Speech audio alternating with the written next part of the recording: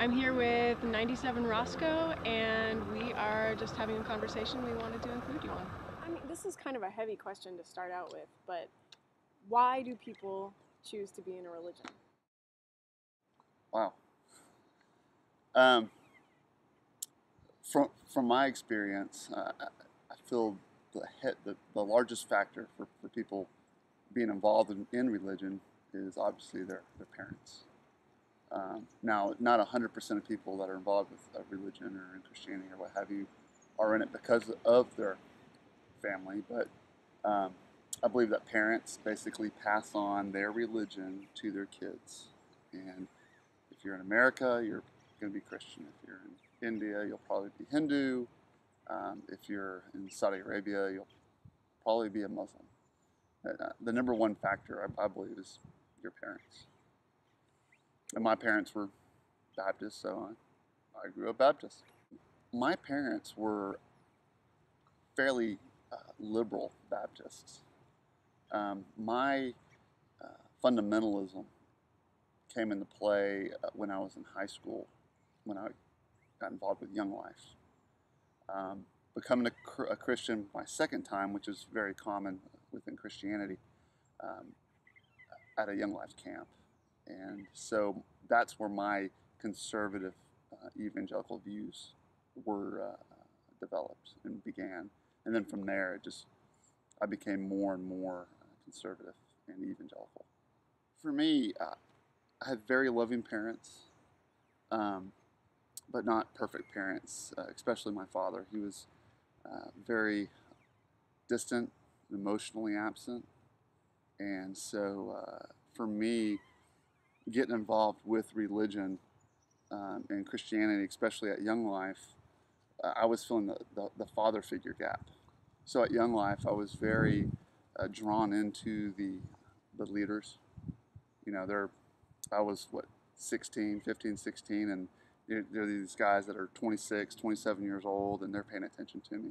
So my main draw was um, having father figures and community and kind of the sense of home. My youth minister,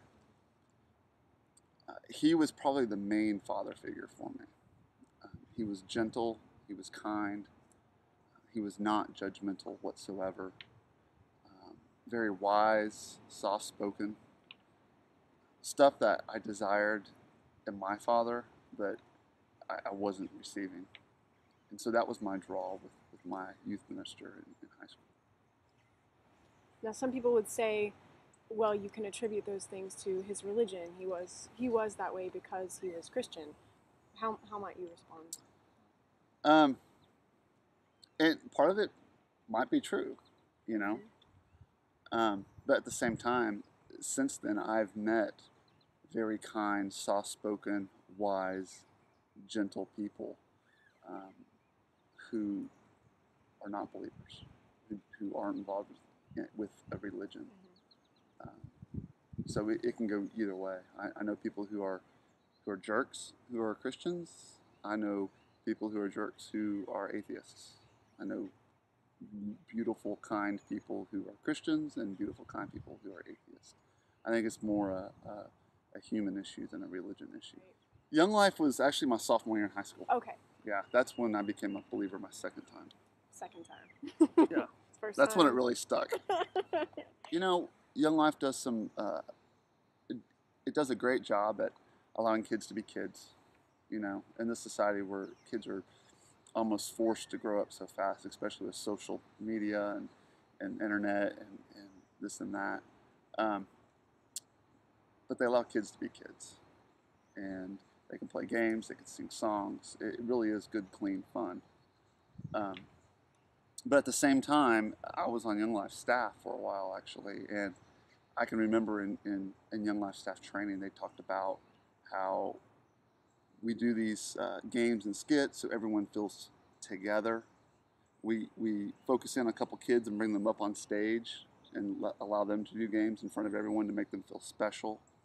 We sing fast songs. It brings everyone together like they're unified, and then they slow the songs down. It's very manipulative when you stop and think about that. I thought it was manipulative when I was on Young Life staff. But everything they do within the Young Life Club during the week is it's done with a purpose. The talks are short, only 10 minutes long.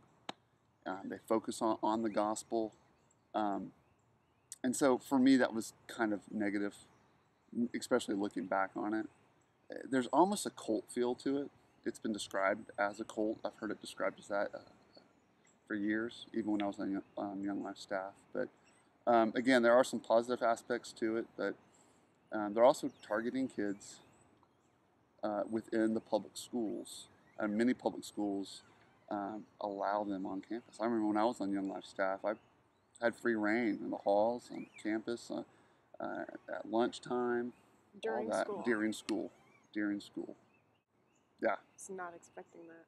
Oh yeah. Now other parts of the country, they're a little bit more strict. But when I did Young Life here in the Dallas Metroplex, I was given a faculty badge, and I was asked to come on campus whenever I want, and I was allowed to walk the halls. They asked me to walk the halls just so they could have another adult walking the halls, keeping an eye on everything. And I was given free reign, free tickets to all the sporting events, the whole 9 yards. Can't see an atheist club getting the same. No. Wow. After becoming a Christian, my sophomore year in high school, I grew a little bit, but when I hit college, I started volunteering with Young Life. So I was now a leader, and I was giving talks and playing guitar. I was doing the 4 C's, club, contact work, campaigners, which is Bible study, and camp. Those are the 4 C's of Young Life. I was involved with a Christian fraternity called Bucks. And I was in a Bible study with Bucks with some older guys who were seniors, 5th-year seniors, and they were kind of pouring into me. I was involved with my church, the college group. So my fundamentalism really began to grow. I kind of cut myself off from the secular world. I threw away all my secular CDs, all my U2 CDs and tapes and records. U2? U2, yes. Threw away all my secular music, literally, in the trash. And all I had were Amy Grant CDs, and, Newsboys, and DC Talk, and all that stuff. And so in college, that's when I was most legalistic. What was my strongest evidence in high school and college that there was a God and that the biblical God was God and real? Just the sheer fact of my culture. We were in a Christian culture, which gives a lot of validity to it.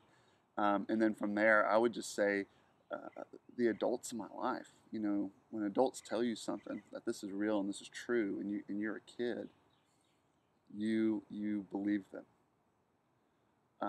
And so my Young Life leaders, my youth minister, telling me that this is God's word, and this is real, and this is true. And I don't believe that they are trying to deceive me. I believe they honestly believed it to be true and real, and that they had my best interest at heart. So, again, I don't want the viewers on YouTube to think I'm saying that they're trying to deceive me, because I don't think that's the case. So for me as a kid, I really took that and ran. These adults who I trust are telling me that this is real. And then probably the third thing is just the old argument of, look around you. Look at these trees. They're so beautiful. They didn't just happen. There had to have been a God. Other than that, I didn't think. I didn't think all that deeply about it. I trusted that what I was being told was real.